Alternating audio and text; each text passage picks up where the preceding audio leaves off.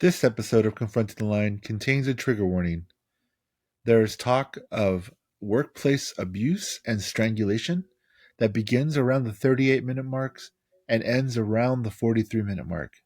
Please take care of yourself.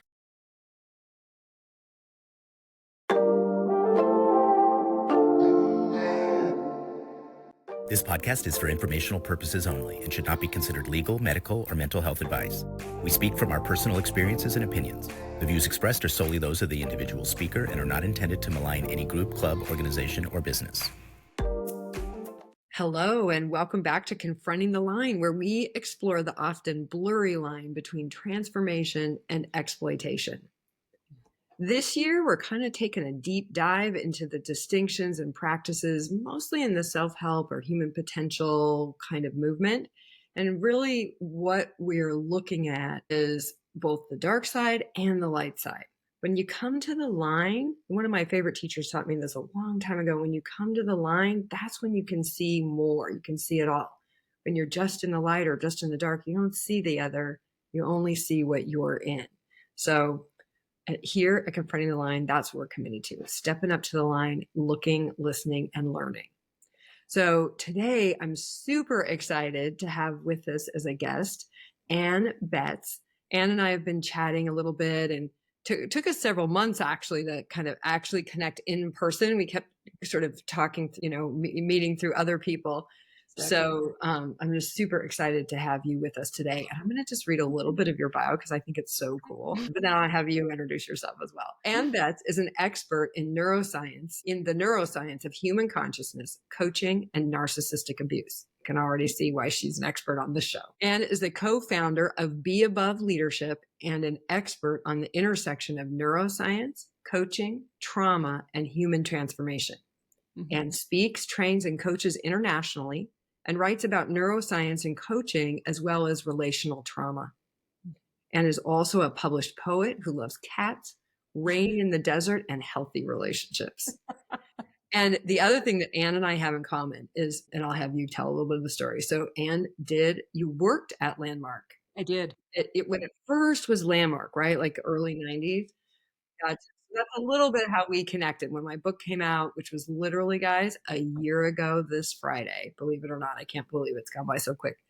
And Ann was one of the early readers and reached out and was like, "Hey, I want to talk about this," and has been I've been looking for people to talk about this with. So it was so exciting. So Ann, why don't you, just anything you want to let our audience know about who you are, and then we should probably start a little bit with your story as well, like your journey into your professional background. Oh my gosh. Well, I just was so grateful for your book because I did the original S training when I was 18 years old. And I will tell you that was a while ago. That was a while ago. I know I look young, but it was a while ago. And I did that. And then I worked for Werner Erhard and Associates in New York City. And I did all of the deep dive assisting in Minneapolis, also New York, and then Minneapolis, and was very heavily involved for about 9 or 10 years in there in early young adulthood, which was sort of interesting. And I have some thoughts about how some of this impacts the young adult brain that is a little different than the older brain, because we're so busy trying to make sense of things at that point in our life. So has a particular... Ooh, Tony, make note of that. So, for our audience, one of the reasons why I want to have Ann on is because I'm going to actually invite Ann to come and co-host some programs with me. And I just talked with somebody who had been involved since they were a child. I've actually talked with a number of people who did the S training or or even the forum after it became the forum as young people and as children. And they kind of they say this a very similar thing. And so we want to do a show. Oh, I'd love to. People have done that. And I'd love to have you. We'll definitely have you on to help. Yeah, we'd love to talk about the impact of that, both good and bad. Again, it's the line, it's the benefit and the cost. Yeah. And so when your book came out, it was like something I hadn't thought about, although it lives in me. I spent a big chunk of my time there and learning and being indoctrinated and learning and all of that. But it reawoke a conversation that that wasn't complete for me. And the conversation was I in a cult? And so then your book was like, oh, I got that is going on the top of my Amazon list right now. Like the question was such a shocker. I'm like, oh my gosh, this question is everywhere. And any of us who had any kind of leadership role dealt with it on a regular basis. Yeah. So, yeah.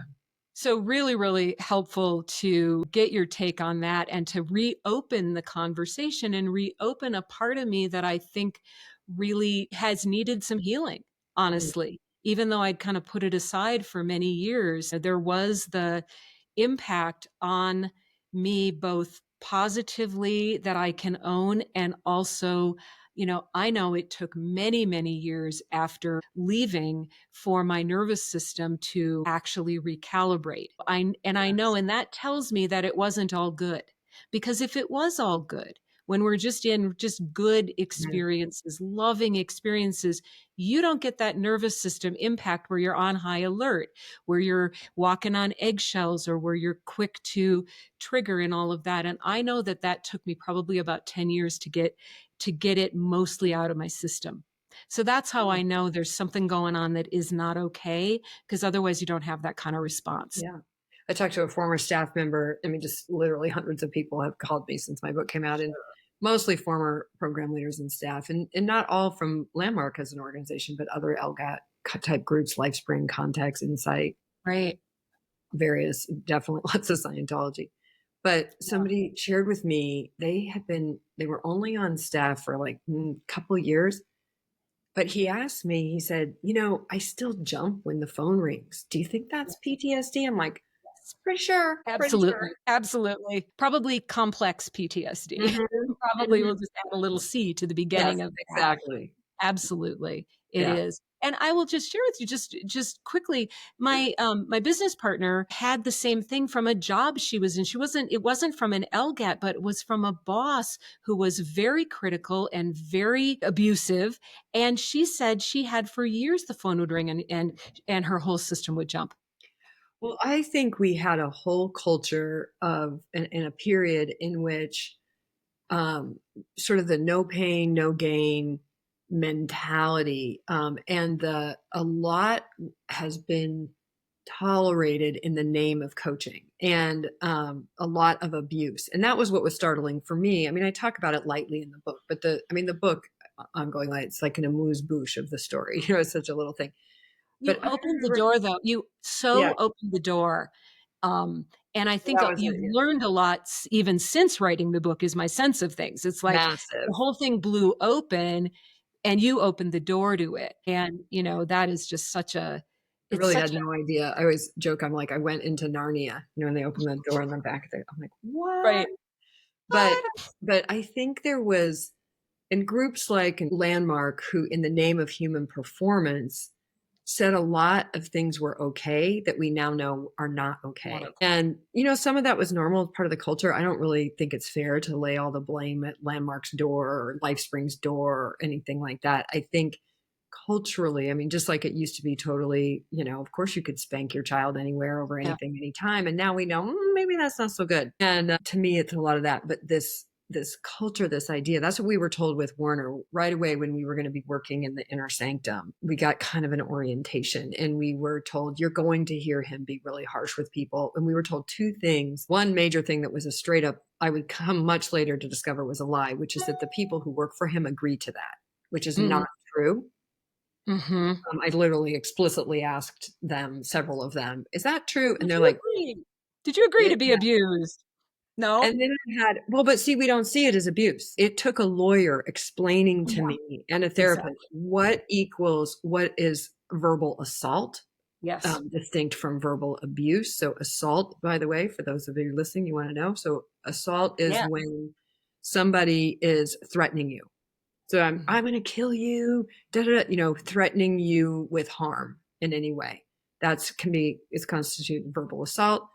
Verbal abuse, as I understand it, is where you are being put down, called names, which is we heard frequently in that environment, right? Just calling people awful, awful names. I mean, ones even with an explicit rating, I will not repeat here.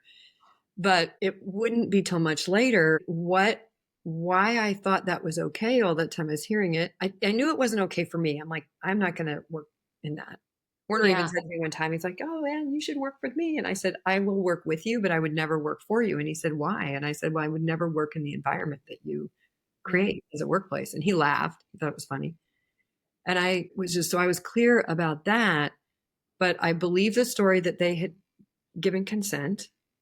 And I now understand from the lawyers, you actually can't give assent to Yeah. be abused or assaulted, physically, verbally, or otherwise. That's not a thing. And two, that it was all in the name of ruthless compassion, which are I two remember words that.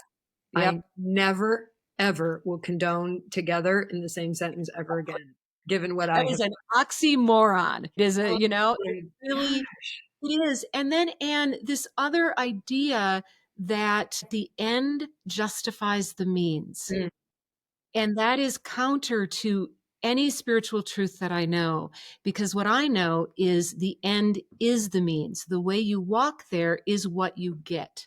mm, You can't ever justify. It's the, I think it's the refuge of charlatans who mm. say that. And I can't, and I think this has taught me that more than anything. Like, no, Yeah. whatever you want as the end, that is the path you have to walk. If you want human transformation, if you want a world that works for everyone, if you want heart-centered people who understand their own power, you have to walk that path with them. You can't denigrate them into it. It Yeah. doesn't work that way. Yeah. Right. Okay. I have so many questions for you about coaching. Go ahead. A bit more What if my through story your, you want I to want, because know? I want our listeners to have even more of a sense. So you left, you're a fairly young person, and then kind of what happened? Give us a sense Well, of. and it was sort of funny because I've thought about it a lot. I mean, this has sort of brought me back into thinking about something I haven't thought about for many years. And I didn't leave like a slam the door, I can't take this, I'm leaving. Other things happened in my life that became a bigger priority. Hmm. And I didn't have the time. Like I got a real job. I got a job that required me to, work sometimes in the evening or work more in a way that was not compatible with the demands on the level of assisting that I was doing. I literally could not do both. I was working for a catering company. I was busy many weekends. I couldn't assist at forums. And it just sort of, I would say that it was more. And then the other thing that happened was I had met my first husband and I had bought into the line that was very big at the time. And this would have been about 1990, somewhere Okay. in there. I can't remember exactly. We'll say 1990 or so when I met him. And the line at the time was, you can be with anyone as long as you're committed to their commitments. You don't need to don't worry about how much you have in common. Now, this might have something to do with how I interpreted it, but remember, I was probably like 21 years No, old, this is 22 years sounding old. very familiar. Sounds familiar to you. Yeah. You could be a deep sea diver and a mountain climber. I remember that being the Mhm. example. And as long as you're committed to each other's commitments, that's fine. I don't think that's actually the best recipe for a healthy marriage. I really don't. I actually think it's actually helpful to have some things in common and, Yeah. all of that. There may be an Your ingredient. values, Right, what exactly. I've been, Dave and I have been married now 26 years, will be 27 years this year. And we were definitely a landmark, Yeah, he was a center manager, relationship. wasn't he? And Yeah. He was yeah, a center manager, yeah. he was the center manager in the Seattle area center, which is where I participated first in 1996. So he, and I joke, it's really since the pandemic, we super had to learn how to be in relationship because we were living together full time Right, for the first time ever. right. Because as a staff program leader for them, I was off traveling, so I was gone, most of Yeah, the healthy portion of the time, and then he had a job that had him away, so we were always kind of coming and going, and and there are certain aspects that I think that we learned, which is we did create a future in who we were for each other, and inside of our participation, and we have kept that. We still actually have the same statement, and every once in a while we actually remember it. again, it's why I love the name of this podcast is Confronting the Line, because even this idea of being committed to someone else's commitments, it's not a bad idea. It's just one ingredient. It's not the Right. whole meal. And I was really sold it at the time as the whole meal. So I sort of went in bright-eyed, bushy-tailed into this marriage that was not a good fit for me whatsoever. And so the other thing in my leaving was I got divorced. And the response that I got from folks that I knew in the Minneapolis area center, particularly one seminar leader, was not supportive of my decision, very critical of my decision. She had just gotten divorced herself, and she was really like, you better, worst decision I ever made to get divorced, and this is not right, and you should rethink this. And I was married to a man who was pretty verbally abusive, and it was not a good fit. He was not a good guy. And this being met by my community with criticism rather than understanding, that was kind of the nail in the coffin to me. And I think that interaction, as much as anything, made me say, yeah, I'm busy anyway. I'm just done. Like, I'm just out.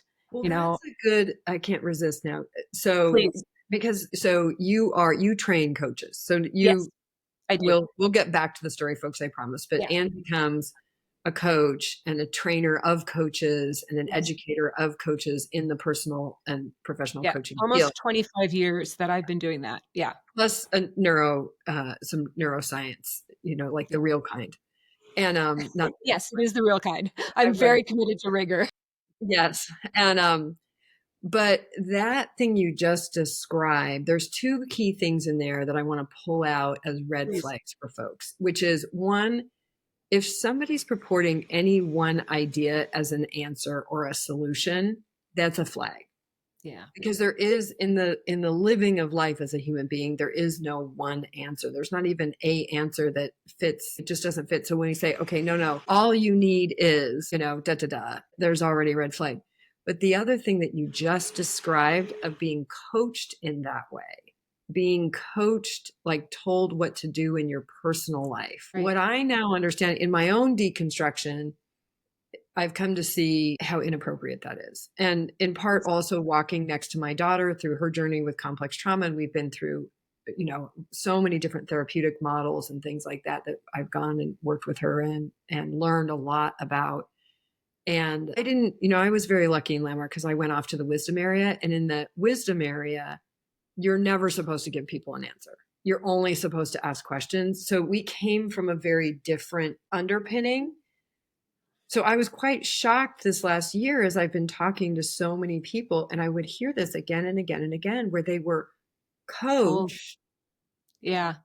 But it really sounded to me more like, wait, they were telling you should or shouldn't this? You should, like, it was actually hard for me to equate even in that environment because that wasn't the angle I came from. But just from a perspective of healthy coaching, what is that line in terms That's of? not coaching. That was not coaching. I don't care what you call it. What she did was give me an opinion. That was not coaching. That's not what I train in it.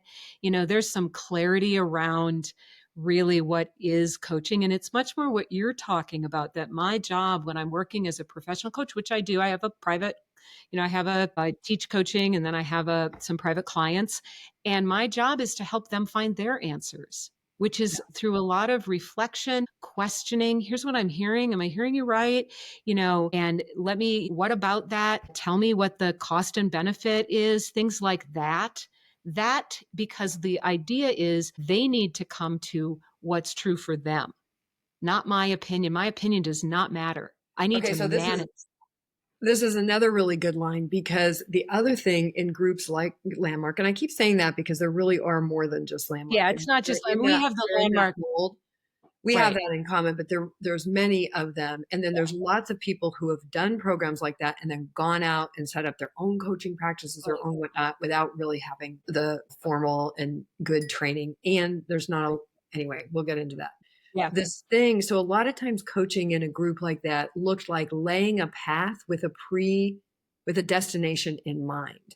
Yep. So a lot of the coaching from the front of the room, even from forum leaders, I've seen this many times where, they already know the answer and they're asking questions to lead you to the answer. I read something somewhere sometime that actually had a name for that kind of, it's not actually inquiry, but it sometimes gets called inquiry, often gets called coaching, a discovery process. I'm going to have it so you could discover for yourself, but I have these incredibly well laid things, and your job, it's like you're the hamster whose job it is to grab the right niblet at the right time on the journey and end up in the right generation. Yeah. And then you get, and if you say the right thing, and I'm thinking about in the large group, they're driving for something, they're driving for an answer, and you can feel that. And I remember that. And I remember being tired and hungry at the end of the day and just wishing the hell somebody would just say what the forum leader wants them to say so we can all go home. And as the person in the hot seat, which folks, that's what that's called, by the way, whether you're in a seat or standing at a mic, but when you're in that spotlight, that's called hot seating. And when you're in the hot seat, you really are, when I slow down and I examine those experiences, you really do start, you're just trying to read the leader to find the right answer. It's the same thing we've discovered about torture, right? Torture doesn't work. Forget them. It is somewhat It doesn't work. Torture, because you're being held as separate from the group, which is very threatening to human beings. We need each other for survival. So anytime you stand out from the group and try to maybe stand up for a different opinion, it's very clear you're not going to win, that there are two options. Either you capitulate or you dramatically leave, which did happen on occasion, but not that often, or you just capitulate in that moment, because that's how you get the stress. That's how you reduce the stress. And that's what we're trying. Well, I think there's another piece too, not just even capitulation. It's you figure out the right answer. You figure out the right answer. You figure out what's the answer. It might not, the thing I'm supposed to say. Might not be your insight. But here's the thing, and just to go back to coaching for a minute, is one of the things when I'm working with new coaches, mostly what I do is I train advanced coaches. I train people who've already been through their basic training, but I do some work around the basic training. And really the very first thing that I have to work with people on is letting go of that they think they know, that as the coach, they have an answer. And leaning into curiosity and leaning into the idea that originally comes from Alfred Adler, that people are naturally creative, resourceful, and whole. People are resourceful, and that they can find what they have within, and it is not your job to tell them. And so there's this process at the beginning of coach training generally where people have to kind of unlearn. It's the unlearning of having that answer and knowing the direction and having an agenda for what the person does. Now, if I'm working with you as a private client and you're paying me for coaching sessions, really my agenda is to help you with whatever you want. But if I'm your supervisor or running things in some other way, I may have a very different agenda, which is to get you to agree to something. And I might call that coaching, but it is not coaching as I know coaching, and as most of the really good professional coaches that I know would say, yeah, that is nothing compared to what we do. That's not what we do. Do you think maybe, I know the evolution of personal coaching kind of comes a little bit out of the athletes, for example, have coaches. So if you want to be masterful, and this gets told a lot, right? You want to become masterful in a skill, then you want to have a coach who's a master. And in an athletic situation, it's like, yes, no, move your heel a quarter inch to the right. Yeah. Bring your hips in. It's instructional in that kind of domain. Yeah.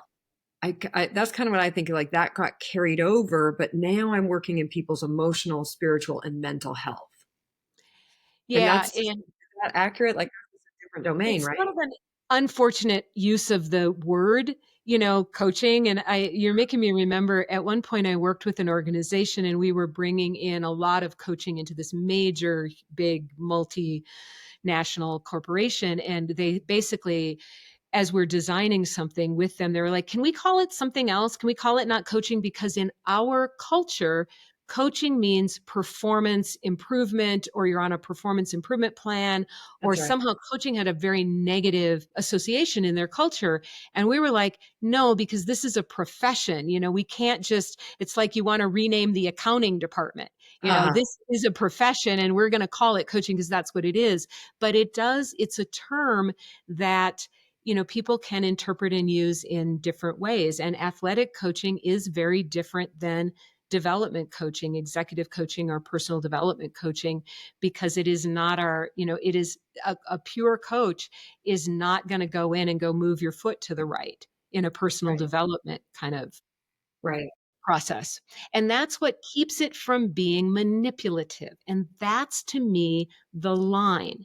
And the Mhm. really important thing that we want to watch in the field of coaching is that it doesn't cross over the line, because you're working with people who are being very, very vulnerable and are in this relationship that is, has tremendous potential, but also has potential for abuse. And Mm. unfortunately, I've heard too many stories of coaches who are not well qualified, who are not really coaching, but are calling it coaching, and they're really just bossing people around and Right. being manipulative and being destructive and being toxic. And Oh I my gosh, hate I'm that. gonna totally tell one on myself. So as my daughter is coming into her early 20s, and I'm still deeply involved in, I call it the WWW, Wacky World of Werner. So that covers like Right. everything, it covers Yeah. landmark as whatever. But at this point, I'm probably just starting my stint hosting Warner and colleagues for the Being a Leader course and whatnot. But my daughter is having a lot of issues, Yeah. and clearly psychological issues. She's gotten diagnosed, I think, at this point with ADHD and depression and different things. It takes a while. She didn't get the complex trauma, which actually still, as I understand, is not in the DSM as an I don't official. think it is yet. I don't think complex, but in the trauma world, everybody talks about it. Everybody talk. Well, let me tell you, back then, this is like 10, They 12 do. years ago, they did not, because No. I remember when she and I should probably her, because she's definitely the smarter of the two. She found the term and really made sense. But I remember telling her at one time, because she was like, I'm just mom and I'm trying to get her and be there for her and support her. And I just want to have her life work. I just want to have her life work. I want to have her be able to support herself, feel good about herself, take care of herself. And I remember telling her, no, what you need is a coach, not not a therapist. Mm-hmm. And, or she was probably saying, I don't want a therapist. And I'm like, okay, well, how about a coach? But I thought all the time to myself, like, what she needs is a coach. But what I was really meaning was somebody to hold you to account, Yeah. because Which is, that was the environment that yeah. I had just spent. I mean, that the environment, the program leader and staff environment of an organization, an LGAT organization, an organization like Landmark. Actually, let me be clear. LGAT is a form of training. The organization is Landmark. Some of their courses are LGATs, some are not. Mhm. But the culture in there is how you perform like that athlete, how you excel is through performance coaching had a lot to do with being held to account. Yeah. And even if so your coaching job might be something like, well, what are your goals? Yeah. Okay, what are the milestones? All right, check in with me next week. It's your Yeah. accountability partner. Yeah, it is. And I would say, sometimes I call that, no shade, really no shade, but I sometimes call that the sitcom version of coaching. It's kind of like what are you going to do? How am I going to know? How am I going to know you did it? When are you going to do it? Whereas I hear the, George Costanza's hacking right now. yeah, kind of like that. Yeah. Um, and I think true, and this comes to the big question, I think, and I think it's the big question you're really leaning into is, what is human development? What does it take for people to grow and transform and move through things and heal and fulfill their potential? What does that take? And Right. what the research shows is that accountability does not get you very deep if you just do that. And part of the reason is that when you're focusing just on what the person is going to do, what's the action they're going to do, what's the goal, all of that. Well, there's a couple of problems with that. But one of them is that you are activating a particular network in their brain. We call it the task network, the task positive network. And it is all about, it's actually very useful. It's all about goals and present moment and what are you going to, that's all great. Has nothing to do with motivation though. It's not where you get your motivation. You get your motivation in a counter network called, and it's the opposite network. It's called the default mode network. And if you are in the task network, the default mode network is low. If you're in the default mode network, the task network is low. It's kind of like a teeter-totter. One sort of shuts the other one down. And in the default mode network is where we do introspection. It's where we, explore things like, why is this meaningful to me? Why do I care about this? What do I really want? It's, when you're asking questions about vision, you're doing that. But that is where the fuel for the change comes from.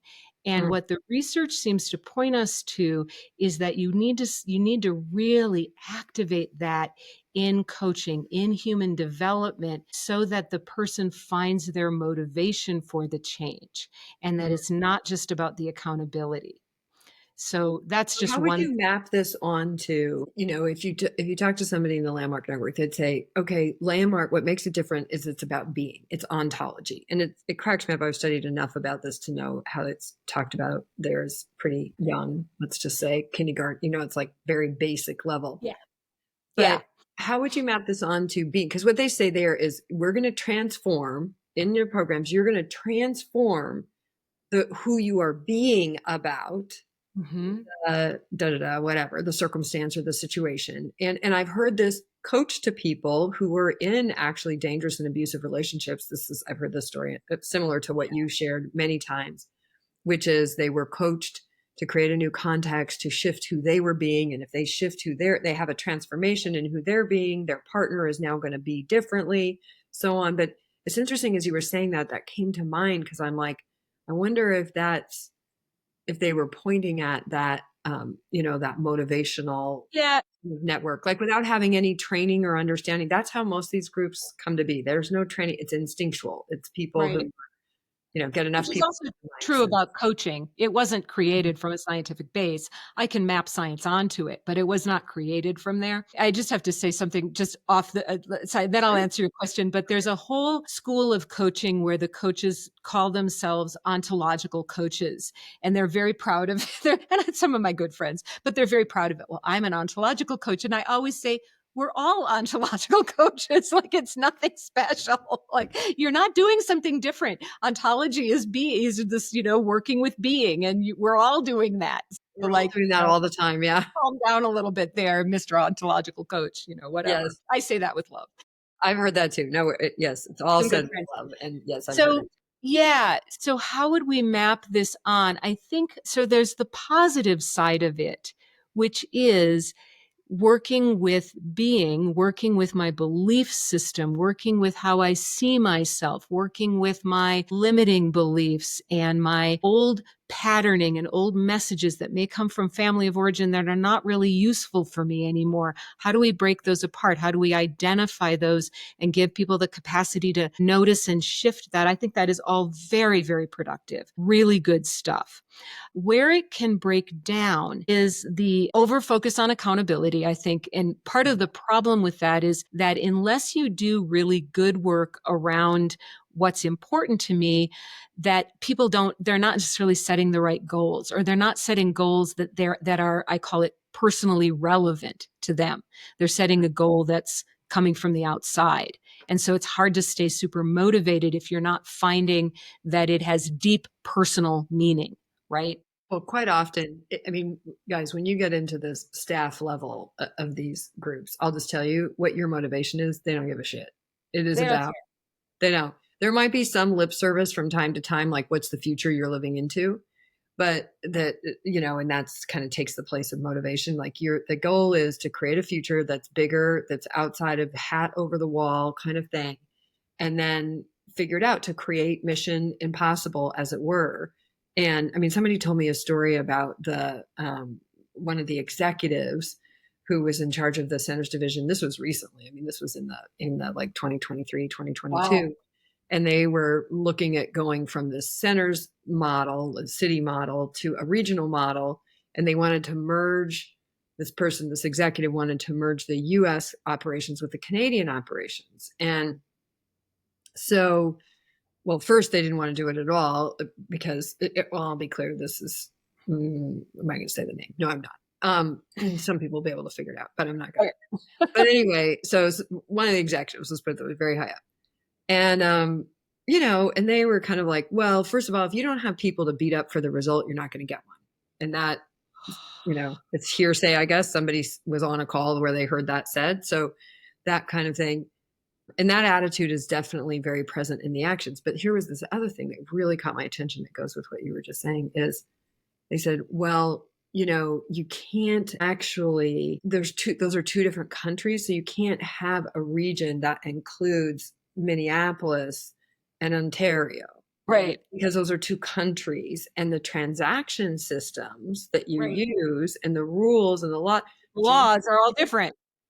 Those are actually even two different entities inside the landmark entity pool, of which there are many. And this person was like, well, you just need to throw your hat over the wall and figure it out. I also had somebody in the Netherlands that tell me a story about being told, when she needed more people to help do the work, being told, well, get more volunteers. And they're like, well, that's not legal in our country. And they said, well, go change the laws. Yeah. What's wrong with you? That's the culture. The limitation is your perception. And that's where it gets bastardized. And so there's this view that there is no reality, only what you're going to create. And anything's possible. And there's like that's kind of cool. Like, what if anything were possible? It's like this omnipotent power, right? Like if it's all about my perception, then I just change my perception, which they don't call it that. They call it the occurring in landmark, but that's what they're talking about. Okay. The occurring. Like how you're seeing it, which there's valid. Yes. Is this true? This is what we were talking. It's just so great to check all this out with a neuroscience and a coach, but I'm like, I have so many questions, Ann. And we'll see if I have any answers at all. Oh, it's great. But let me say something about the relation, because I think this is also where it breaks down. Because you gave this great example of, you change yourself and your relationship will change because you've changed the energy here and everything's co-created. And here's what's the real challenge. And I think you do such a good job with this, Ann, is that there's truth there. It's just not the total truth. And so what I know, because now I have an expertise in neuroscience and I developed an expertise in narcissism, cults, and psychopathy and all of that end of things. It's the truth of the matter is there are people who are not capable of change. It doesn't matter how off it you get. It really doesn't matter. It doesn't matter how wonderful your communication capacity is, how all the tips and tricks you have. There are people who the research shows are incapable of change. And I'll throw a number at you.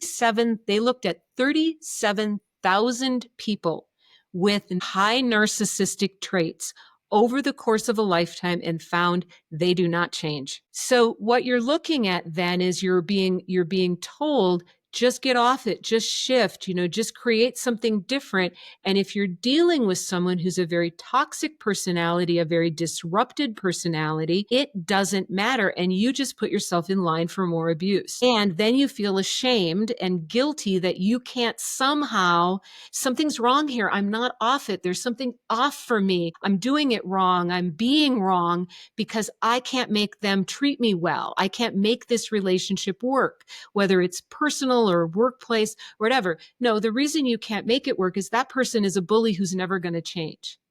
And nobody talks about that was like, so in organizations like this too, that, anyway, there's some accounts. Actually, Eric Rojas has shared his account publicly. Yeah. He's the one who got strangled. Got strangled by a center manager. And but when he took that all the way up to the tippy top, because that's what you're supposed to do, you take it to the person who can do something about it. So you go to their manager and their manager and their manager. But when he got to the top, what he heard was, well, who are you being that he feels? Who are you being? Who are you being? And the accurate answer to that, by the way, where personal responsibility, in my opinion, does fit in is, I was being someone who stayed for it and now I'm leaving, which is kind of what he did, right? Who am I being? I'm being a person who is tolerating being treated this way that no human being should be treated. I can be accountable for that. And the way that I will be accountable for that is bye-bye landmark. Yeah. This isn't safe. Right. And I think the other thing that happens is that not everybody and this maybe is obvious, so forgive me if it's obvious, but not everybody who acts in that abusive way is personally a disrupted, unredeemable person. They are acting as the energy of the system. And the energy of the system is shaped by the top of the system, which in this case is Werner Erhard. And so they're mapping onto that because that looks like the road to success. And you can have lovely humans. And I know probably have a number of examples of people that once they sort of like the scales fell from their eyes, they're kind of like, oh my God, I would never do that again. But in that moment, that was the only way to survive in that system, and it felt right to them. And that's part of the parsing out of this that I think we have to Well, and be what's the thing about too, and because I think we're seeing a lot of this in our society right now, even I do something, even and I recognize that it's not right, but then afterwards, I've got to come up with a narrative to explain it or justify it. And that's where I see a lot of the problem. We're all going to do things that we regret. We're going to all do things that we're going to later find out was a bad idea. Nobody's escaping life without plenty of those. Whatever screwing up, right? And I have all the grace in the world for who people are and what they're doing before they knew better. Yeah. But once they know better and how they respond and how they deal with that moment of like, okay, yeah, I did that wrong, but oh, that wasn't right, but, and I mean, one of my guests, we had a big hoo-ha with that, I think I weighed in the chat on YouTube around that because I didn't accept the but. I really didn't. Look, this is a good person. This is I get that. Good person. But like you said, in an environment for years, many, many, many, many years, over 30 years of this, in an environment where that was an appropriate tool. Yeah. And that's the part that was shocking to me. I thought in my book, I'm like revealing that this physical was, and this is one of the things that a lot of people don't know, and until people come out and say, because I didn't get into the details in my book, but one of the primary moves of Werner Erhard when he physically hurts people is to strangle them. Which is interesting because if you think about this part of the body and this chakra, it's kill the voice. Mm-hmm. Kill the identity, kill the ability to question or speak up about something. It's also something. now been found to be it's strangulation, which, let's be clear, choking is when you choke on a hot dog, something lodged in your throat. Strangulation is when somebody or some external force is threatening your airway. Right. So they don't even have to squeeze. Just holding the hand there. I should probably stop doing that. We should put a trigger warning. We're both just going with sort of natural. Actually, we need to put a trigger warning because of this conversation on episode. But that they've now found, somebody was sharing with me in Australia and Mexico, they've done significant studies, and it was in an effort to see how they could make an impact on feminicide, which is where intimate partners kill their partner. And what they found was, and is my understanding, that one of the consistent precursors to that was strangulation or threatening somebody's air.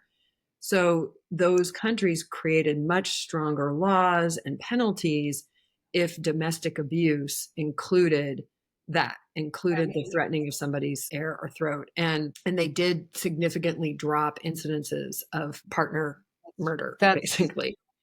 We're probably lagging behind in the United States on that, but that is interesting that it's kind of a predictor of more dangerous behavior, and they can see that. That makes a lot of sense. And I love what you're saying. It's like when you're in a system, it's very hard to see the system. The other thing that I think makes an impact, so I'll do another little neuroscience bit. When you're in that system, particularly when you're on staff or very, very heavily assisting, and it's taking, many, many hours of your week. And that was true for me after I wasn't on staff. I was still spending probably 40 hours a week, there, which was eroding other things in my life that were important. But, that was the place where my reward was and where I felt like I could, achieve something. And so that's where I played. But the other thing that can really happen is a combination of things that increase the stress load in the brain. And some of it is just the being yelled at, the emotional abuse. The other is lack of sleep. Sleep gives us the chance one of the things that happens in sleep is that actually I think of it as the garbage collectors come, and I'm tapping here. If you're just listening, I'm tapping on the back of my neck because it comes from the spinal cord. You get cerebral spinal fluid, which flows through the brain, which kind of washes out everything you don't need. And so you kind of get that. That's when you have a good night's sleep and you feel like, I was sort of irritable yesterday, but I feel better today. And it's like, you had a good night's sleep. And that is something that is often compromised when you are working really hard as a high level assistant or on staff. You may not be getting enough sleep, and you're also getting stress and feeling that all the time. Well, the impact of stress on higher level thinking is it narrows things down to rubrics and black and white thinking, and it also kills empathy. So you need to be your brain, this part of your brain is the prefrontal cortex, and I'm tapping my forehead right now. It's considered to be sort of the executive director of the brain, and later to develop, it's one of the last parts That's of the where brain. the little people in and out are at the drive. Yeah, and that's not accurate. By the way, they say they had neuroscience scientists like consult on that, but all the more like the neuroscientists that I know are just like, that is not how we are, not how our emotions are operating. Like, what the hell? I Like, haven't watched the neither second of those one. movies My are daughter accurate. loved the first one.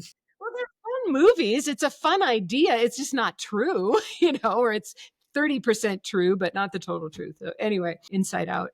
So we need this part of our brain, this prefrontal cortex, for high level thinking, for discernment, for making good choices. We need it for empathy and connection. And if you are overtired, if you're overstressed, what happens is you have too many neurotransmitters in this part of the brain. You're getting flooded. And so you can't make the neural connections that you need to make for real high level thinking. And Does that so you include overstimulated? yeah, it can. Absolutely. It absolutely can, Because depending I think for yeah. some people, yeah. Well, I'm mapping a little bit of what you're saying onto Dr. John Hunter, who I don't know if you've got to meet him Yeah, no, directly. I'm familiar with his work, and he and I have talked, and I know he does this great thing with dopamine in terms of he's looked at that That relationship. component. But part of just what had me think of it was he says, so a lot of people don't really understand the problem with LGAT because they kind of focus on the large group part. So large group awareness, which is kind of an unfortunate name. It doesn't really, Right. that it's in a large group, that's not really the problem. There's lots of group Yeah, you attending can be a classes that are player. very healthy, that are really great. It's not, the group isn't the key Right. function, although it's important to what is, which is usually you're told no notes. So you don't have a way to You don't have an anchor. grasp something. In fact, I'm editing somebody's book right now, and they were talking at the beginning. They were talking about heartful learning, like open and I curious love and heartful. And they happened to say a line that we said a lot in Landmark, which is put aside. If you run in, as you're going through this book or as you're going through this class or this lesson, and you'll have things come up, put those aside. And I went back and I said, no, but say something like write them down, Yeah, hold them for later. And then at the end, if those questions or thoughts or concerns or yeah, buts or whatever were not answered, let's come back and address those, right? Because one of the things that I've been taught is like being told to set aside, like you're telling me to set aside my internal alert systems, then exactly. overwhelming me with word salad is very convenient for that, but Yep. overwhelming, overstimulating, long hours, long sessions, tons of information, no way to offload it, like even writing it down or whatnot, but no way to, so your brain literally kind of shorts out basically. Absolutely. You can't stay. I remember research that I read one time that said we listen for about 17 seconds before we start saying, what does this mean to me? And if Mhm. you can find a connection in what somebody else is saying, like I'm thinking about the interaction between a forum leader or whatever Sure. the leader and a person, they're doing that interaction. Um, and unless it feels really relevant to me, I'm probably going to check out. And that's just normal human. My mind is going to start to wander. Now, think about, Anne, if you're at all neurodivergent. So, for example, ADHD, and you are told you can't write anything down or doodle because often that is a strategy for somebody with ADHD. Even doodling is a strategy to stay present. It's not taking them away, it's helping them stay connected, and they're told they can't do that. And I think about, man, it's hard enough for a more neurotypical brain to stay, and they won't. Mind will just start wandering. That's what it does. It's designed Right. to do that. But if you've got an extra issue around that, that's going to mean that you're sitting in these rooms for hours and hours, and the things that maybe you might want to have sink in are not sinking in because you can't pay attention because of the And it's structure. such an overload too. I mean, that's a key component of that's why I'm saying not all Landmark programs are large group awareness trainings. The core ones, the Landmark Forum, the advanced course, the ones that are squeezed, an intensive amount of information, an intense experience in a very short period of time, long hours. They do, I find it very interesting. This is one of the many hypocrisies, is they do understand the dangers of not enough sleep. And there's a lot of protocols around participants in the forum, particularly in checking in. The course supervisor, the person in the back of the room supervising the room, is very accountable for being held to account for people are getting sleep. There's like all this stuff. It gets violated a lot, let's be clear. But they're very, And that's very, very different, by the way. That's so different than when I did it in 1982. Oh, yeah. It's like we were there till 3 a.m. if that's what it took, like. And they got sued a bunch. So they had a bunch of bad outcomes. I mean, psychosis. You can get psychosis from not getting enough sleep. And you also leave whatever time of the morning, 1 a.m, whatever, and you're hyped up and you've got adrenaline pumping through your system. It can be very hard to get to sleep. Then you're supposed to be back at 8 or 9 o'clock the next morning, and you didn't get the sleep you needed to integrate what you're learning even. Then when you get on staff or you're on one of those teams, I heard this frequently, you can sleep when they throw dirt in your face. Mm-hmm. So you're literally coached not to sleep. Like that's, no, a highly productive person, doesn't need a lot of sleep. And it was like a badge of honor. And that's one of the things, that's why I say you have a ring too now. I love my ring. Yeah, I love my ring. Yes. How much REM sleep? How much deep sleep did I get? What's my score? I'm running about 90 right now. I can't believe how great. How did you get to 90? I'm at 80. And I'm considering that pretty good. Bioidentical hormones. I have a whole, anyway. And CBN, somebody introduced me to CBN. My deep sleep has almost doubled.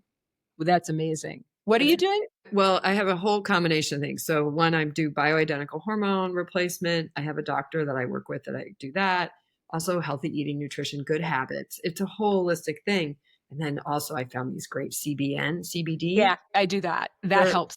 I find that helps a lot. That helps a lot. So there you are in this place where your brain is not at its best because it may not be rested enough to be at its best. And you're stressed because you don't know when you're going to get yelled at again. And your goal is a goal that benefits the organization. And you're trying to turn yourself into pretzels to try to figure out how this is your commitment.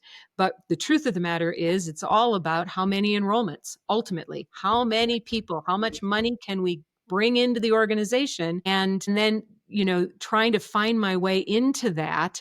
I have to say, I had a funny thought. One of the things that actually got healed out of reading your book and doing this exploration was, this is just a little bit of an aside. I don't know where it will take us, but I was terrible at enrollment.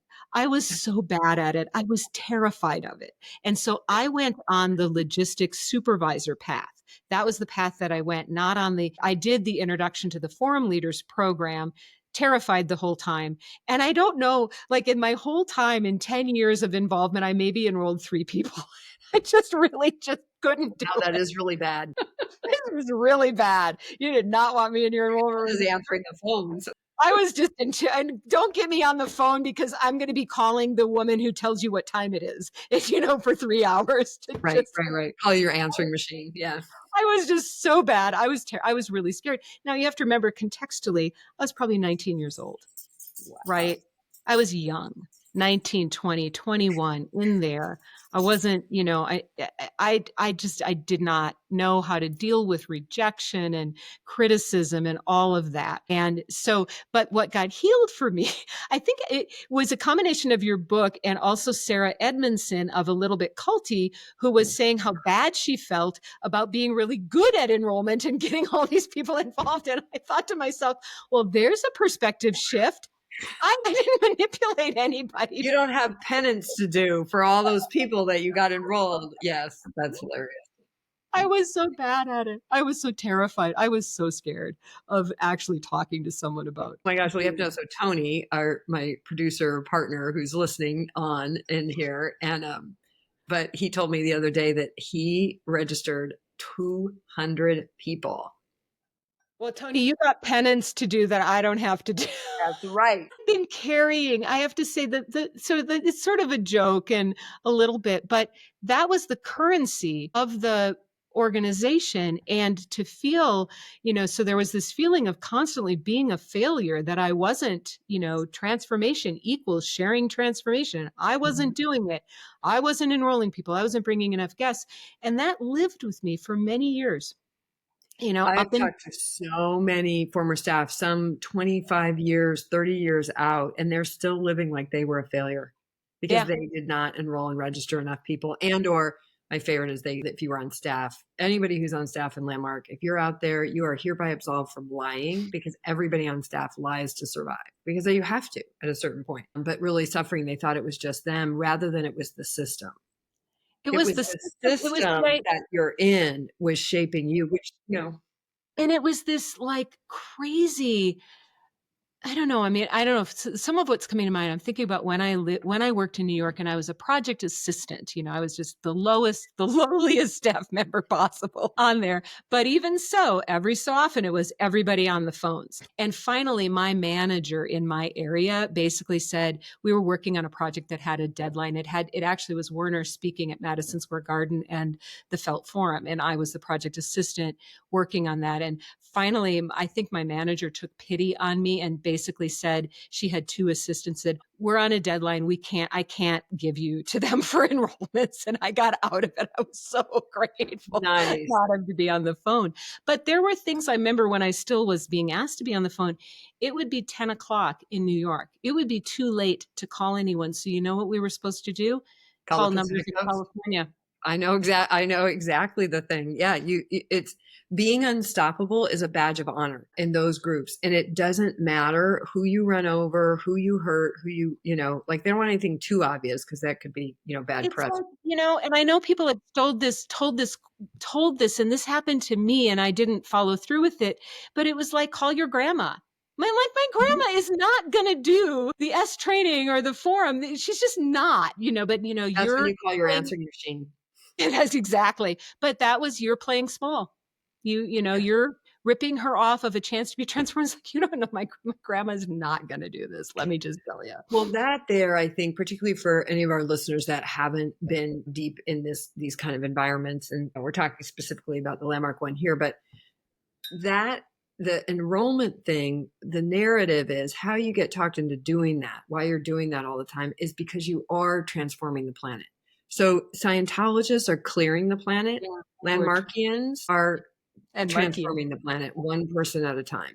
right. And there really is, you really do believe to your little toes that if every single person, I had somebody in my kind of recovery group say this recently. She goes, I still think that if every person did the Landmark Forum, that we would be in a much healthier planet. And I said, okay, well then how do you deal with the fact that over 3 million have, and we're in the situation that we are? Yeah.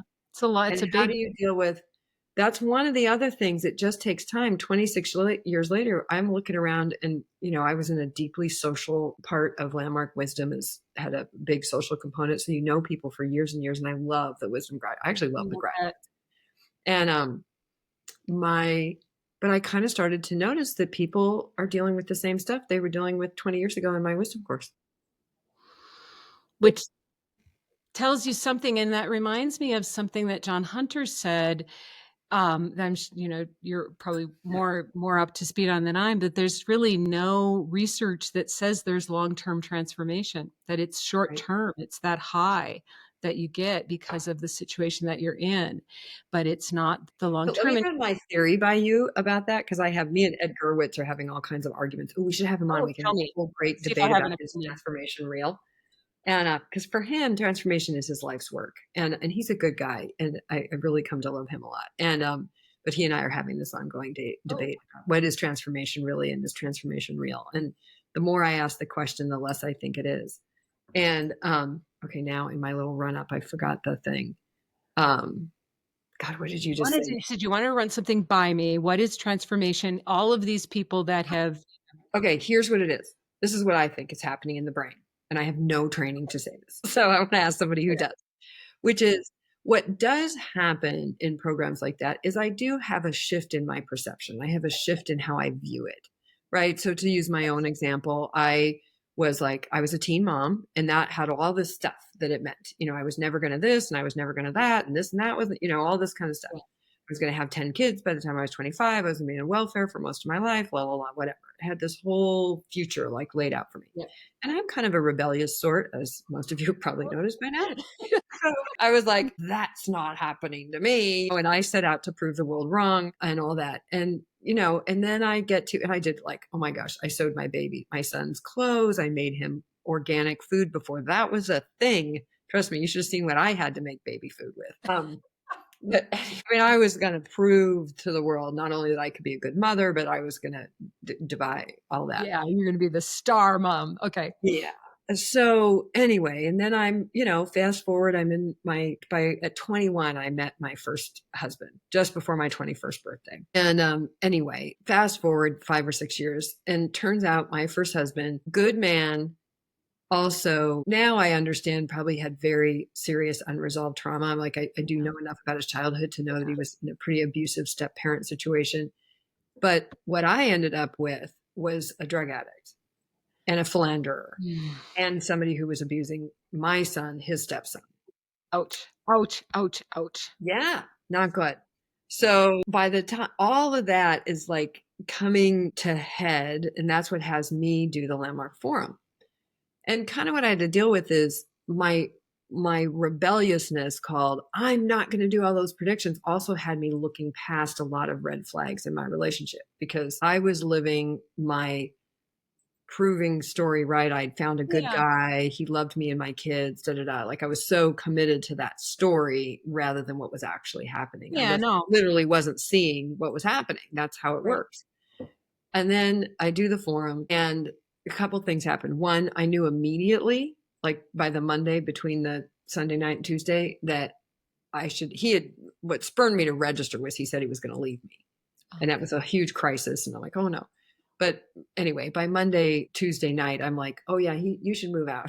Like, wow. That's good. Because what I had been suppressing and unwilling to see, I could see it.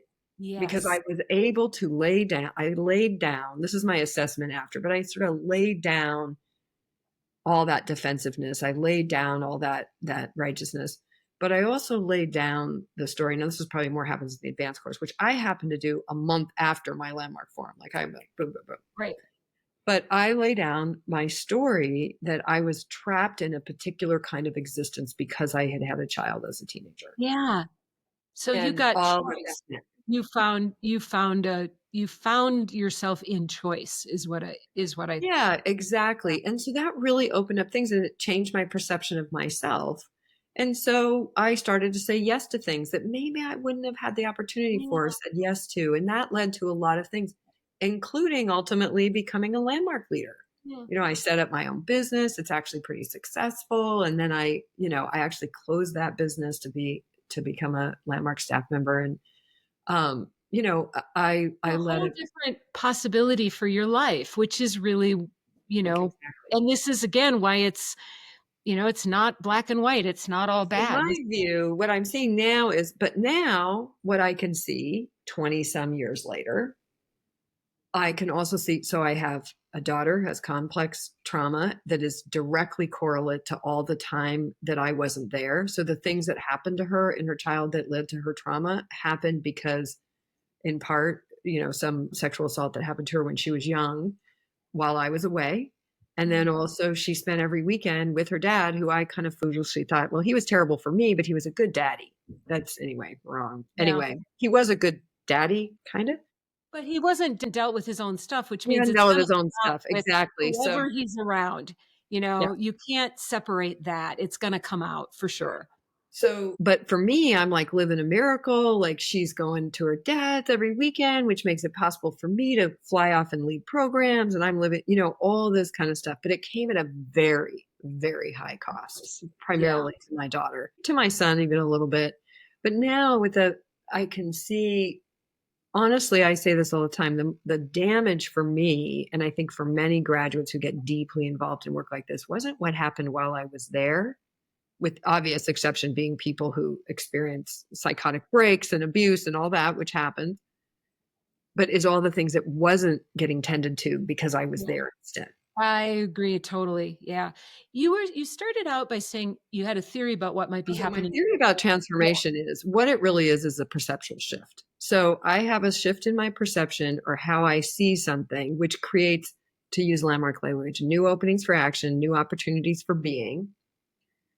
It's now said in layperson terms. That just means exactly like I described, like I maybe say yes to things that I would not have said yes to when I Maybe had that. have more confidence about your ability to do something or will Right. or more courage like that. So to So, me, like where I'm at is like, is transformation really just I shift in perception? And the dark side, the dangerous side is my shift in perception does not change the circumstances. Because here I am, I'm 56 years old. I have had to drop out of school in high school. I don't have any college. I don't have any college education. I have a GED, right? I don't have any college education. I don't have anything. The actual circumstances of my life from 30 years ago are and yeah. there's real repercussions. I looked at going back to school to, get a degree, whatnot. I would be 62. And I was like, wow, look at that. And I just think that's the misnomer. That's the part that happens. Yes, I can shift my perception, which does open up maybe opportunities and actions. And then I might go in journeys and explorations I would not have otherwise gone in. Is that really transformation or is that just Well, life? so I love this. I love this because I think this is something we wanted to talk about that you and I've talked about before. That's why I said Because you're going to come on many times. We have so much. so, so I actually have a way that I look at, we could call it growth, we could call it transformation, all of that. And in this process, in your book, and then me sort of going back into thinking about large group awareness trainings that I really hadn't thought about for many years, but came back up to be healed. Thank you. I started thinking about what's actually happening and what needs to happen and what have I seen happen in other work that I've done. And so what I came up with is that there are four aspects that taken together may actually lead us to transformation, and that large group awareness trainings largely are just good at the first one.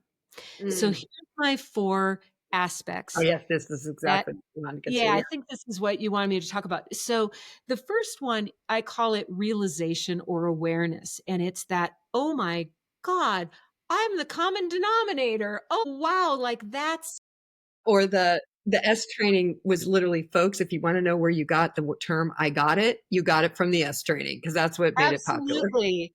And I think about the realizations that I got in the S training that were really, really helpful. Like this feeling, one of the things that was really, really hot for me when I did the S training at age 18 is that I have alopecia and I had lost my hair when I Mm. was 17.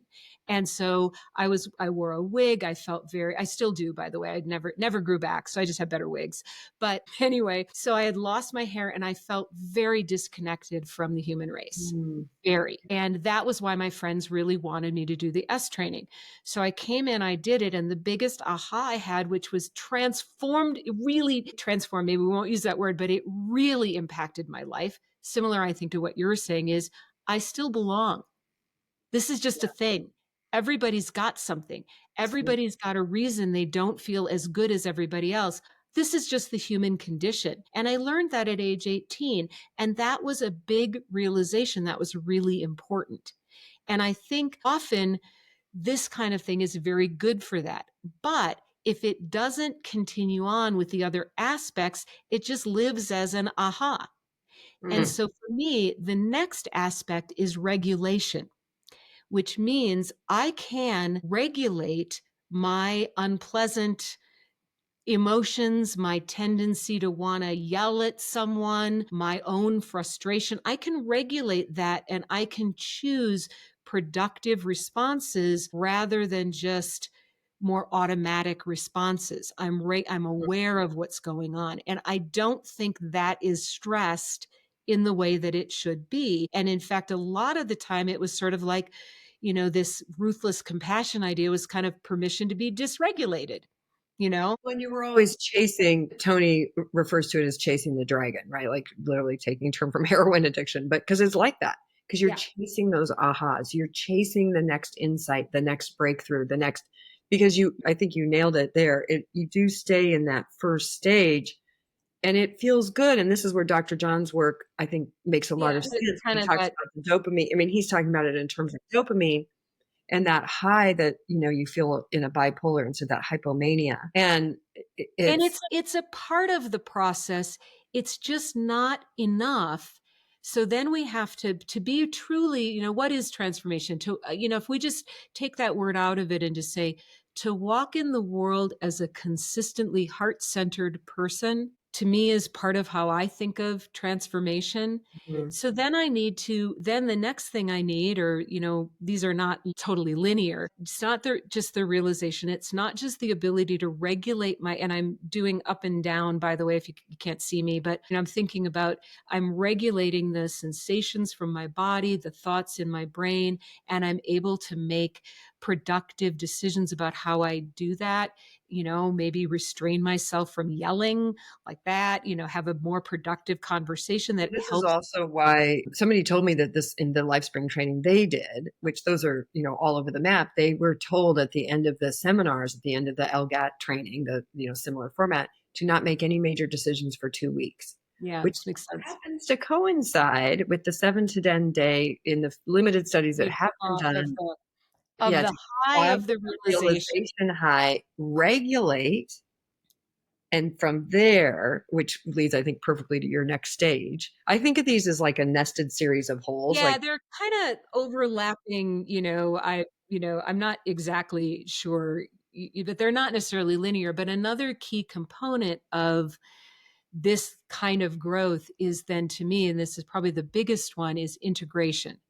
mm, And and integration is, for me, it's a very, very big word. I started out studying neuroscience because I actually wanted to understand human consciousness. And then what I discovered as I was studying neuroscience is there were a lot of correlates to coaching. And so I've become an expert in coaching, in the coaching world.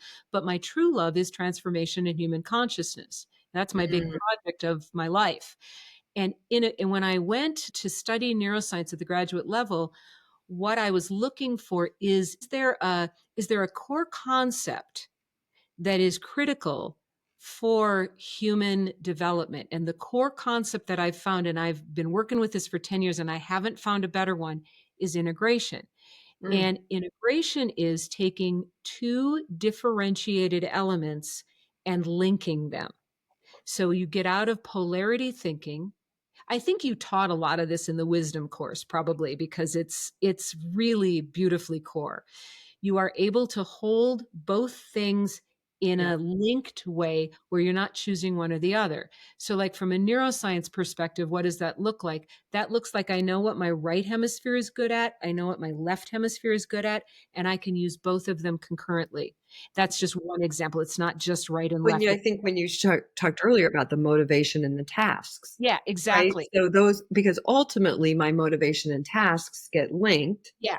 Right. And we have lots of techniques, having your vision board present, having your purpose statement outlaid. There's a lot of advice that's given to do, but that's what it's doing, is it's integrating that motivation with. Integrating them. You're not making one more important than the other. And in order to integrate, you have to differentiate. You have to be very clear on, what your vision is, right? For example, or one of my best examples of this is I had a client she became my poster child for leadership.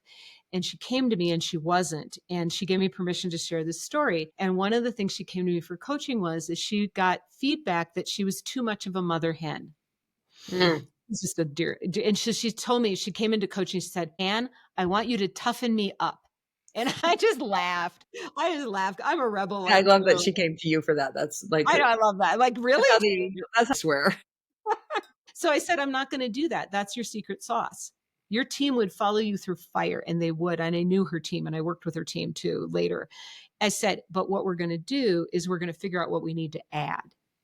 Mm. What is not differentiated yet? Where can you bring that, more incisive piece? And part of how it was showing up is she was unwilling to fire people who were not good fits for her team. And as a leader, sometimes you have to be willing to fire people. And it was so Right. hard for her because she'd be like, but he just had a baby, just like, Right.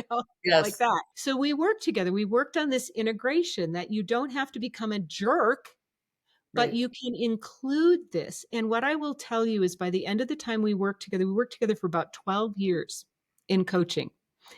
And by the end of the time that we worked together, she was considered by her international companies. Is a big company. Everybody would know the name if I shared it. She was considered to be their poster child for leadership because she was Wow. seen as someone who was masterful at relationship and masterful at task because we worked to help her integrate those.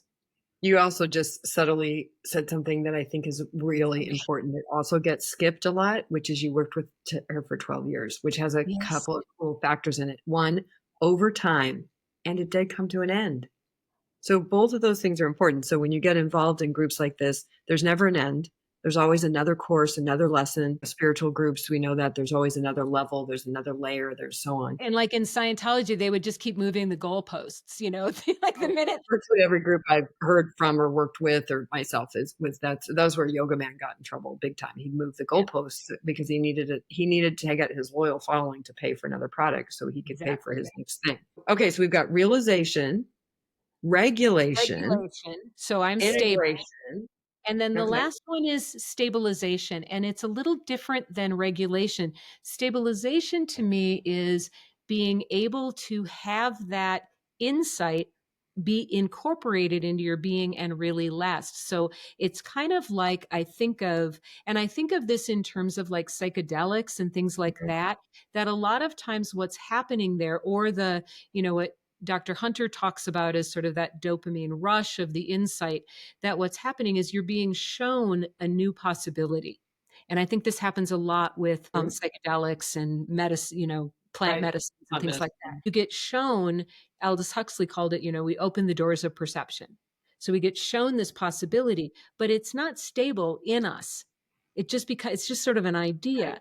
And in order to stabilize, we have to practice. We have to practice again and again and work on it and reflect and do action and reflection and really work with it until someday you sort of go, oh my gosh, I don't even really have those thoughts anymore. And I'll give you an example of this. Mm. So, one of the things that I'm aware of in my own is that when I get tweaked about something, one of my team members doesn't do something the way I think they should, for example. I, like many humans, can take a little super slide down to rigidity and just be really, critical.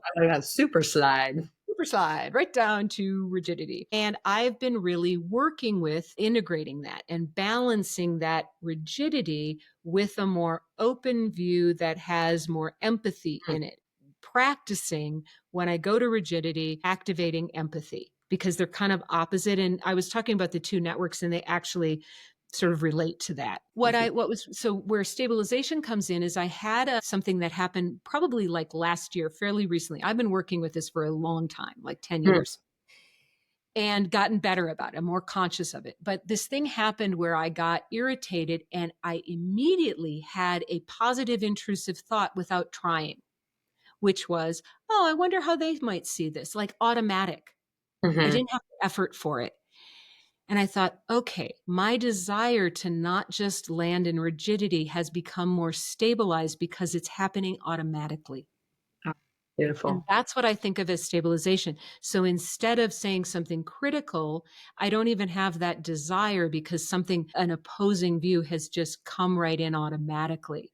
And So I was like, again, you're kind of pointing to one of the things on the line. So yeah, I can see why you would say that is a formula for transformation. So I think fundamentally, when most people say transformation, what they mean is a permanent change, yeah, a permanent a change in stable. state.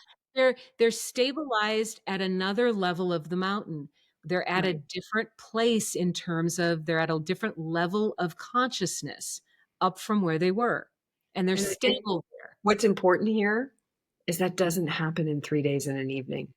No, it It doesn't can't. happen it doesn't even happen in a 10-session seminar series or No, even a year-long wisdom course. It happens over time. time. And yes, lots of tools are required. And one of my big things with a lot of these groups too, the analogy I use a lot is imagine you're trying to we're building a house now. We're building our dream house up in the Pacific Northwest. And my husband's up there. The foundation starts getting poured next week. Woohoo! Yeah. And but imagine if I was trying to build that house with like a hammer and a screwdriver and a crowbar, and that's it. Yeah.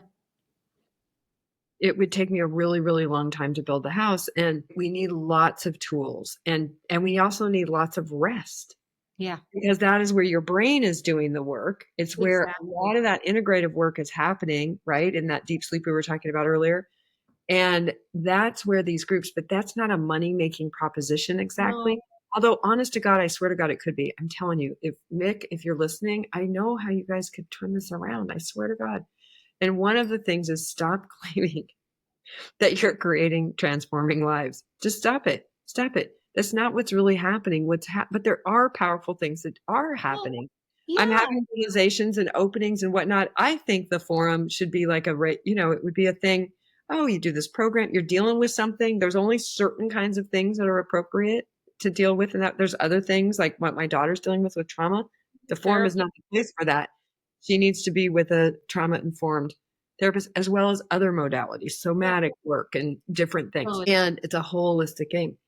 But if you actually just knew, like, oh, okay, gosh, I'm kind of wrestling with a big decision in my life right now, that kind of thing. Okay, do the forum. And I need some real insight around it. I need an aha. I need a new way of new possibility.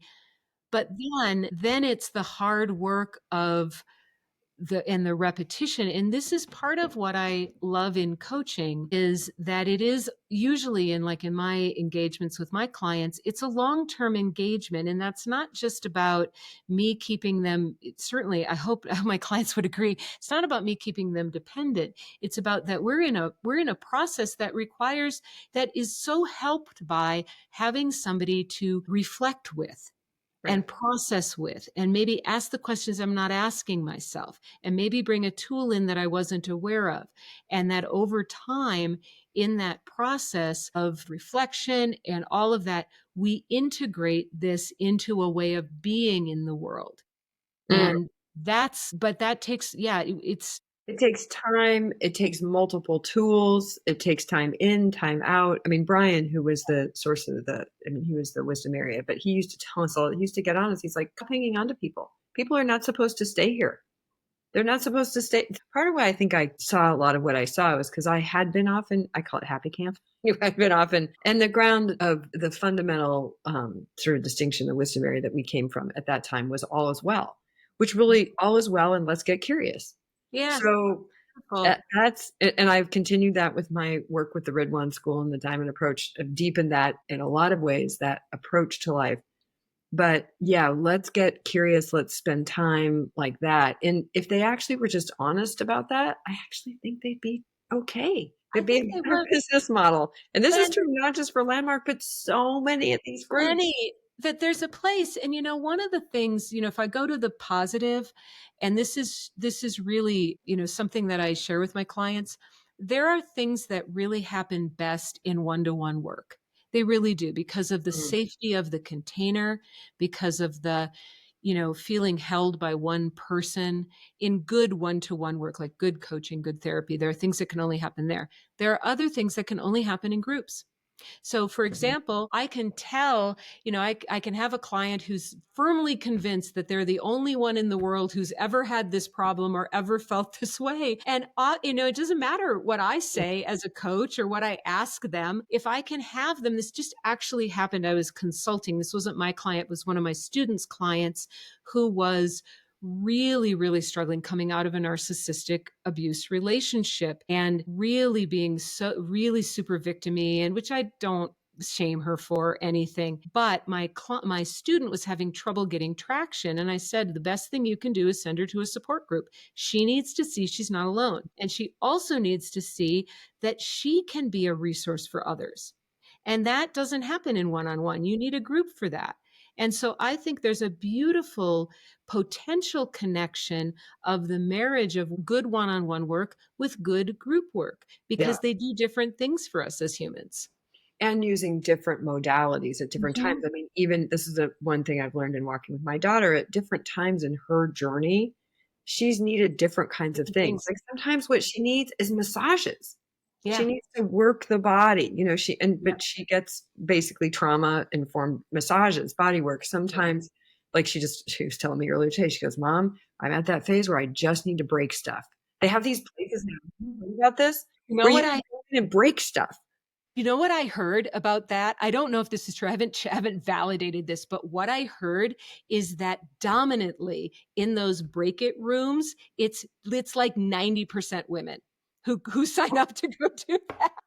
That's so great. Well, that's one of the things. I have so much stuff I could, I we're love going to that. talk a lot because that's actually one of my subjects I have on a list is the value of anger.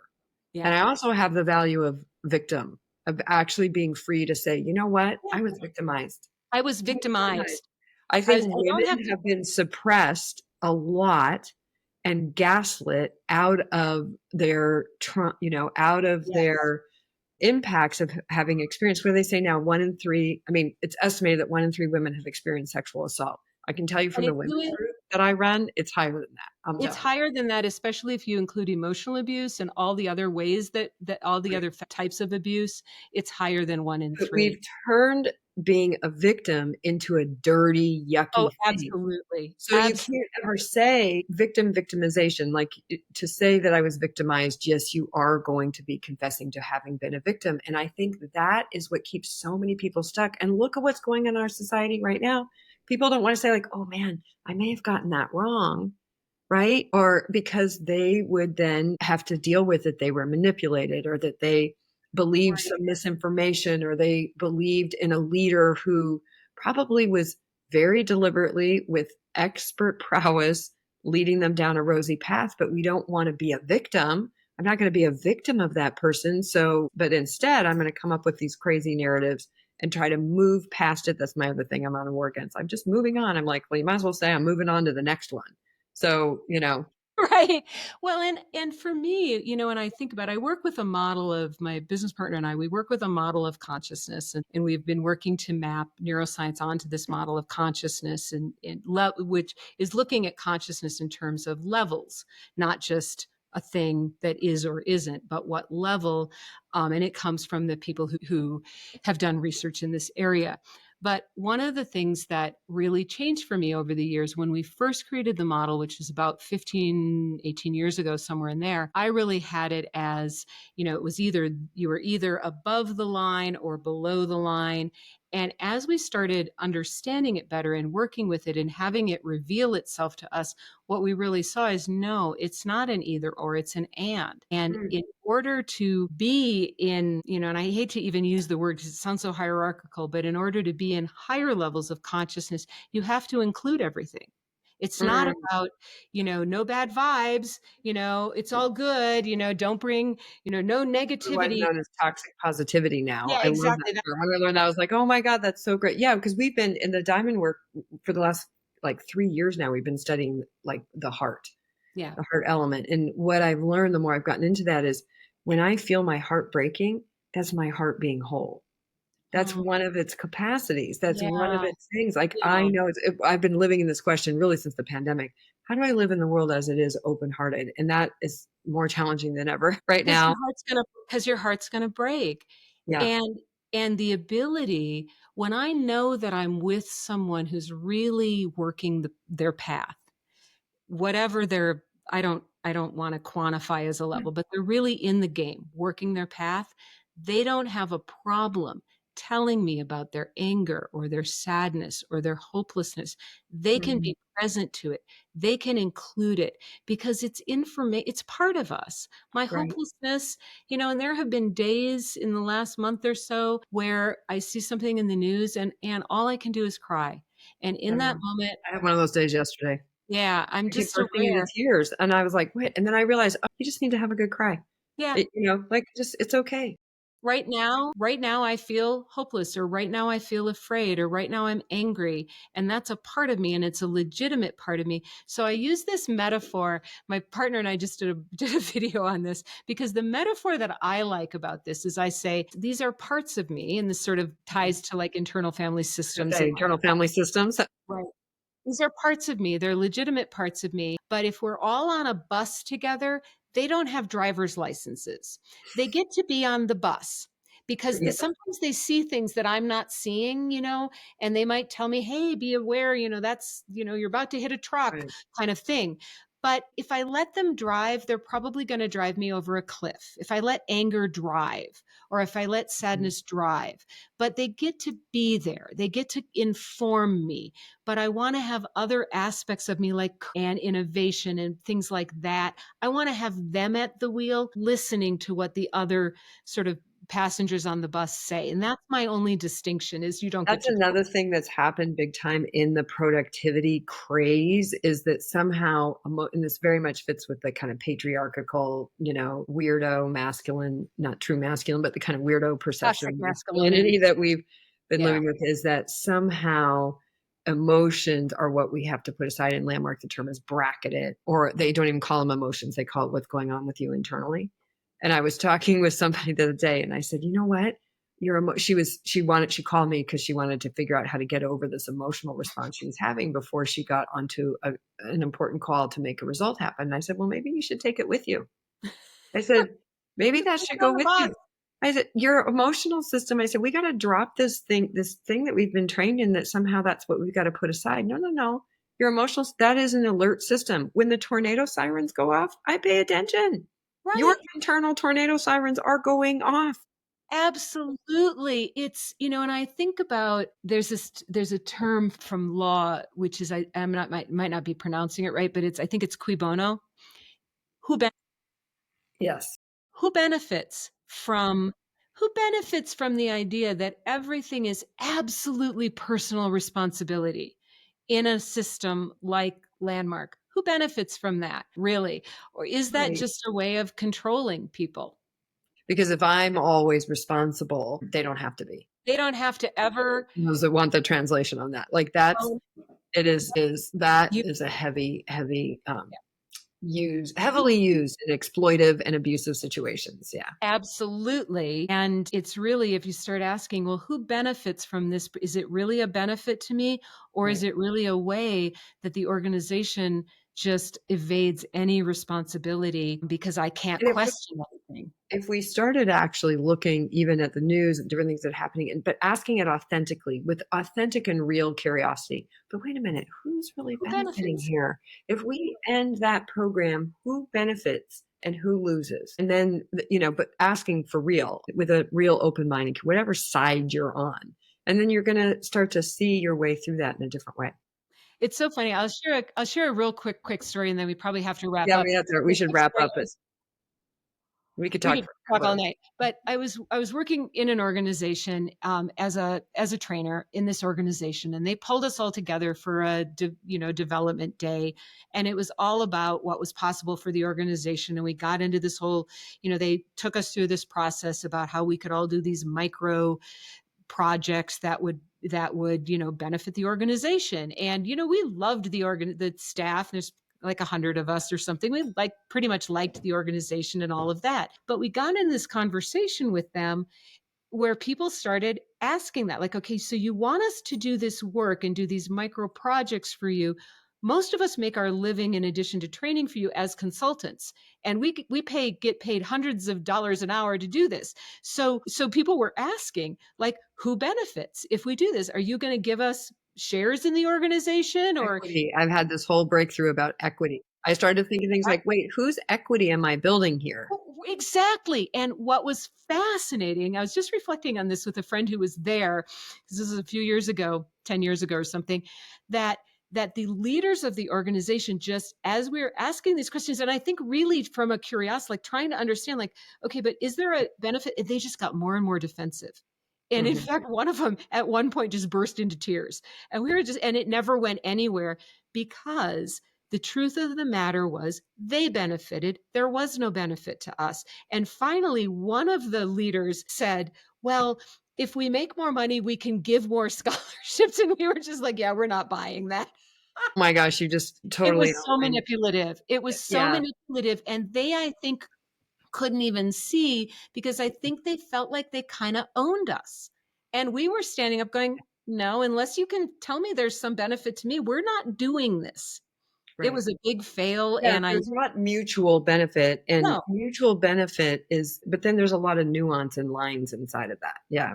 I've been in a negotiation recently, and what I'm most grateful for now is I really do take my time, even when I don't feel like I have time. It doesn't matter.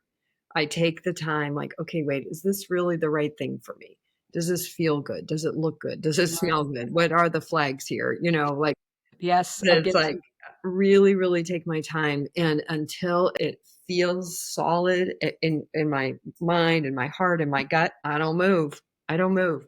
I think that is brilliant and brilliant advice. And I will tell you, when I'm working with people who are coming out of narcissistic relationships and they're starting, and maybe it's all resolved, a divorce or whatever, and they're starting to think, I kind of like to date again, but how do I be sure I don't just date another narcissist?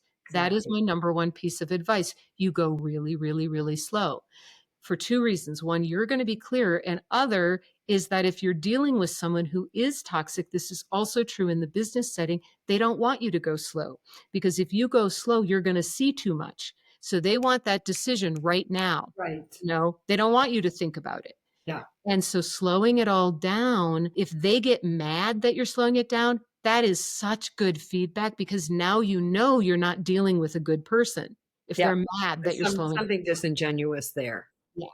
In the situation. Yeah, I've teamed up with the Seek Safely organization, and Oh, I we've love started. the seats. I love the seats. I know they're so good educational programs, and we just launched our second safe practitioner workshop, like live interactive one, where we go through each step of the safe practitioner promises that they developed and look at them in action, in function. And that's one of the you just outlined. I One of I the big love that. things is And I tell people, like, stop with the nobody believes it anymore anyway. You have till midnight. There's a limited time. Like, only do that if it's like for reals. Like it's for reals. Like you really are going to close the program at midnight, or you right, really are, like don't, but think very carefully, because that as a tactic, doesn't work anymore because the market's savvy to it. And we're so overwhelmed with it anyway. Nobody pays any right, attention. So, right. but most of all, like, who are you as the practitioner and what are you really offering? And anything that's really good, we used to have that, get everybody to sign up right now, because if they go away and think about it, they won't sign up. And you're sort of like, Right. well, if that's the impact, that they go away and think about it and they don't sign up, then maybe we should look at either how we're communicating or what we're offering. Right. Right. And I have people, so I have to say, for Seek Safely, my organization, so my company is BEabove Leadership. We do advanced coach training in trauma, neuroscience. We signed the pledge and we have it on our website. And it's very, very, I don't want to do anything in my training that it has any sniff of abuse, manipulation, or anything. I really hold that. I always say, We have to be careful, because what I've seen, the more I've gotten into this and teaching that, and it's been really great because we have people from all kinds of disciplines and coaching, plant medicine people, like from all kinds of different things. But I'm telling you, what I'm learning, if you don't take the time as a practitioner, particularly if, first of all, some of the most exploited people are the coaches and practitioners, because they're the ones that are buying constant yeah, certifications and trainings and yada, yada. exactly. And if you don't take the time to slow down and really discover what the dark side looks like in action, in function, and I'm still learning all the time. I'm like, wow. And I'm kind of funny because I'm like, oh, I just found a new way people are exploited. I actually get New kind of way to manipulate people. Well, one of the things that we do, so you're talking about taking your time. So one of the things I'm really aware of is I will have people say, your program has been on my list and it's the next thing I do. And that might be 2 years from now. And I say, that's great. Whenever you're ready, right, whenever it works for you, that's absolutely fine. And because I think the push comes from a scarcity mindset. yeah, I want people to feel really comfortable when they come in. I want them to feel good about that this is the right next thing. And if I come from, no, you have to register now, we're only doing this now. First of all, it's a lie. And secondly, that's me living in scarcity. That's not right, where I want to be. right. So I have no problem with that. Yeah, it's The not other, really an opening.